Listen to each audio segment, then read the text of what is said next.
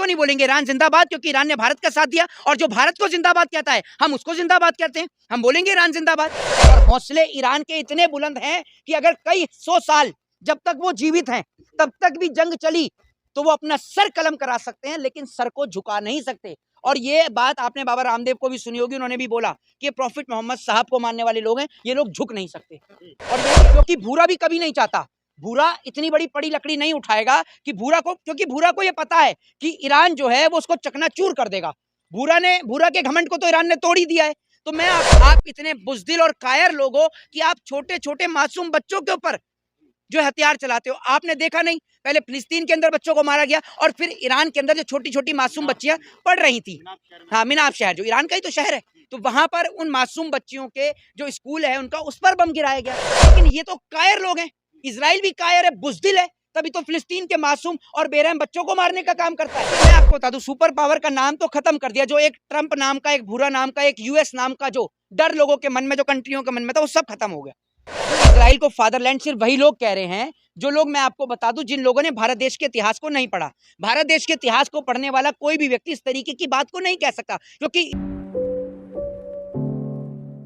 देखिए एक चीज मैं आपको बता दूं कि जिस तरीके से भूरे के घमंड को तोड़ने का काम जो है, भूरा यानी डोनाल्ड ट्रंप, ट्रंप के जो घमंड है उसको तोड़ने का काम जिस तरीके से ईरान ने किया है, और पूरे वर्ल्ड को दिखा दिया है ईरान ने कि जो जंग जो है वो हथियारों से नहीं हौसलों से लड़ी जाती हैं। क्योंकि अगर जंग हथियारों से लड़ी जाती तो अमेरिका हथियारों से लेस कंट्री है, इतनी पावरफुल कंट्री, इतने स्ट्रॉन्ग हथियार अमेरिका के पास में कि आप और हम सोच नहीं सकते, वो हथियार हैं अमेरिका के पास। लेकिन आप ये सोचिए कि उन हथियारों को मात देने का काम ईरान कर रहा है। आप ये सोचिए, लाखों डॉलर के अमेरिका के पास हथियार, लाखों डॉलर्स की मिसाइल, लाखों डॉलर्स के टैंक, उनको ध्वस्त सिर्फ चंद डॉलर्स की जो मिसाइल है, बैलिस्टिक मिसाइल, उससे ईरान जो है वो अमेरिका जैसी पावरफुल कंट्री, इजराइल जैसी टेक्निकल कंट्री, दोनों को मुंह तोड़ जवाब देने का काम कर रहा है। इजराइल ने ये सोचा कि जिस तरीके से उसने फिलिस्तीन के अंदर छोटे छोटे मासूम और बेरहम बच्चों को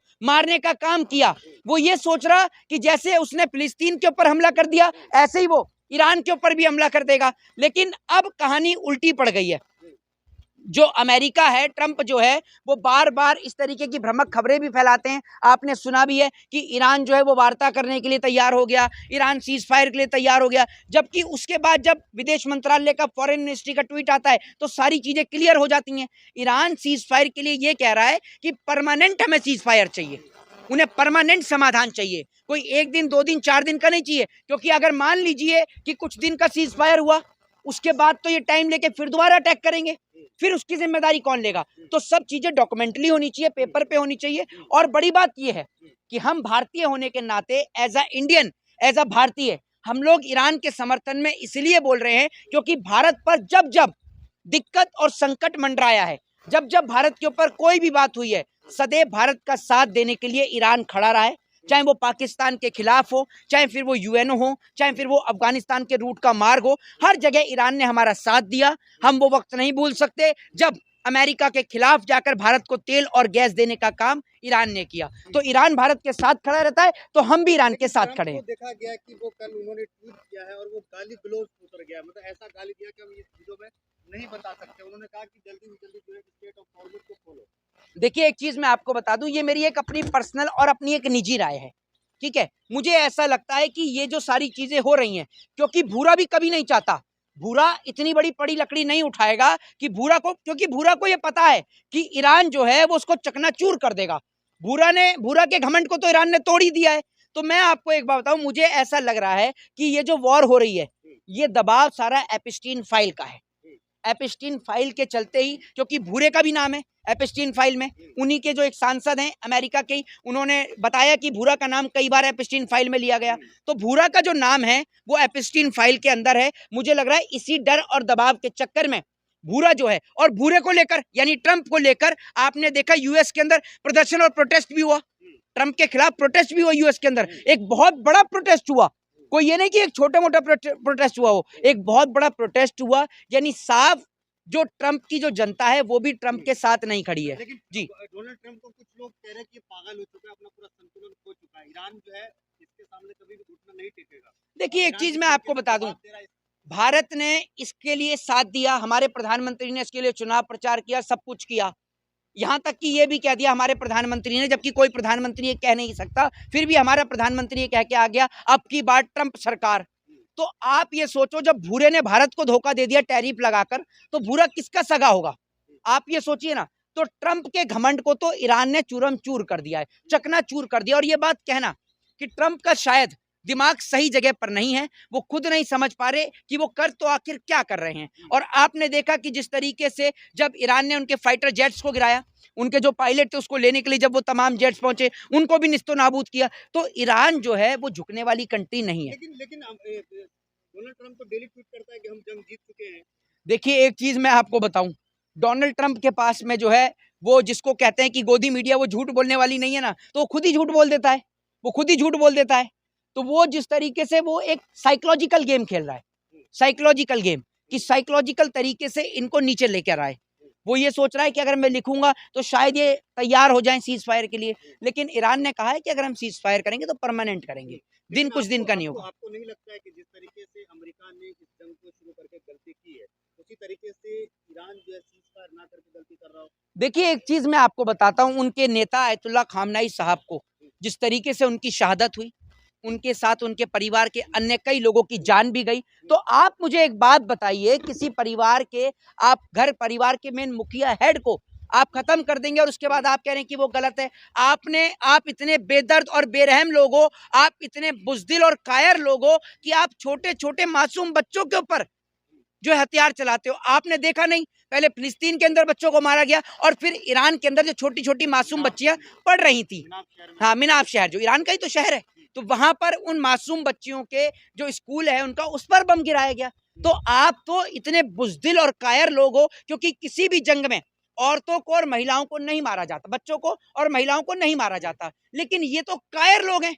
इजराइल भी कायर है, बुज़दिल है, तभी तो फिलिस्तीन के मासूम और बेरहम बच्चों को मारने का काम करता है। लेकिन वही अमेरिका जो है पूरी दुनिया में इंसानियत और क्या नाम है डेमोक्रेसी की बात करती है। कैसे कर लेगा? इनका एपिस्टीन फाइल के अंदर इनका नाम है और ये कहां से डेमोक्रेसी की बात कर लेंगे? ये सोचना चाहता, ये दिखाना चाहता है कि मैं वर्ल्ड की सुपर पावरफुल कंट्री हूं, मेरे से ऊपर कोई ना हो। लेकिन मैं बता दूं, एक छोटी सी कंट्री, एक छोटे से मुल्क ने इसको अंदर तक हिला कर रख दिया है भूरे को। ये सुपर पावर का जो है अब ये पूरा जो नाम है वो खत्म होने वाला, कोई और सुपर पावर। देखिए मैं आपको बता दूं, सुपर पावर का नाम तो खत्म कर दिया। जो एक ट्रंप नाम का, एक भूरा नाम का, एक यूएस नाम का जो डर लोगों के मन में, जो कंट्रियों के मन में था, वो सब खत्म हो गया। अब अगला सुपर पावर कौन है? क्या हमारा भारत है, ये चाइना है? देखिए वो मैं आपको, वो चीज एक अलग अन्य विषय है, बट सबसे बड़ा विषय यहाँ पर ईरान को लेकर है। और मैं यही कहना चाहूंगा कि अभी भी यूएस के पास वक्त है कि परमानेंट सीज फायर कर ले। जी, एक आखिरी सवाल लेना चाहेंगे कि ईरान कब तक घुटने टेक देगा? ईरान, मैं आपको बता दूं, मैंने आपसे क्या कहा कि जंग जो है वो हथियारों से नहीं, हौसलों से लड़ी जाती हैं। और हौसले ईरान के इतने बुलंद हैं कि अगर कई 100 साल जब तक वो जीवित हैं, तब तक भी जंग चली तो वो अपना सर कलम करा सकते हैं, लेकिन सर को झुका नहीं सकते। और ये बात आपने बाबा रामदेव को भी सुनी होगी, उन्होंने भी बोला कि प्रॉफिट मोहम्मद साहब को मानने वाले लोग हैं, ये लोग झुक नहीं सकते। और यही है, उनके हौसले बुलंद हैं। भारत ने उनका साथ दिया, भारत का नाम लिखकर, थैंक यू फॉर इंडिया लिखकर मिसाइलें छोड़ी, मिसाइलें दागी और उनको जवाब दिया। और इसीलिए भारत के लोगों के लिए उन्होंने हार्मोज के रास्ते को खोला, गैस और तेल को भेजने का काम किया। देखिए देखिए ऐसा है, जब जंग होती है तो नुकसान तो होता ही है। और जंग से, सुनिए मेरी बात, कैसी बात कर रहे हैं? आपको दिखाकर थोड़ी होगा। वो जो इतनी बड़ी बड़ी जो बैलिस्टिक मिसाइलें जो छोड़ी जा रही हैं, वो बैलिस्टिक मिसाइलें क्या उनका तोड़ है?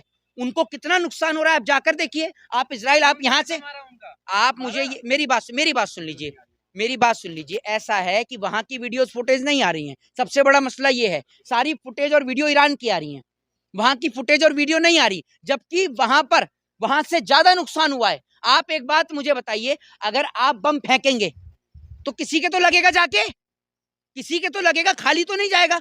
और वो इतनी सारी बैलिस्टिक मिसाइलें चल रही हैं, तो नुकसान तो उन्हीं को भी हो रहा है। लेकिन मैं ये कहना चाहूंगा, मेरी बात सुन लीजिए, मैं ये कहना चाहूंगा,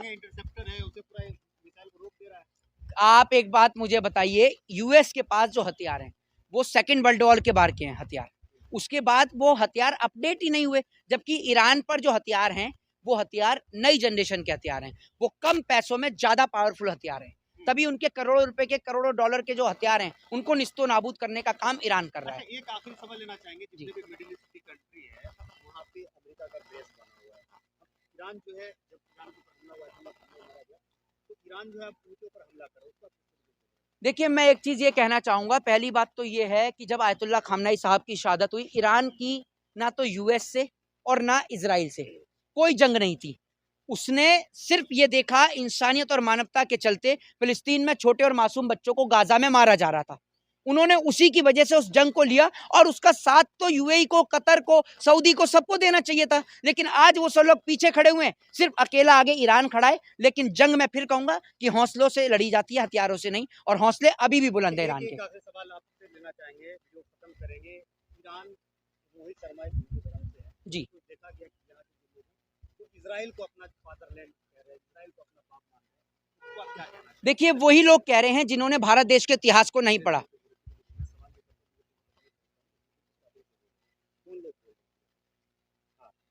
किस तरीके से आप देख रहे हैं जो लोग फादरलैंड कह रहे हैं इजराइल को? देखिए, मैं आपको बता दूं, इजराइल को फादरलैंड सिर्फ वही लोग कह रहे हैं जो लोग, मैं आपको बता दूं, जिन लोगों ने भारत देश के इतिहास को नहीं पढ़ा।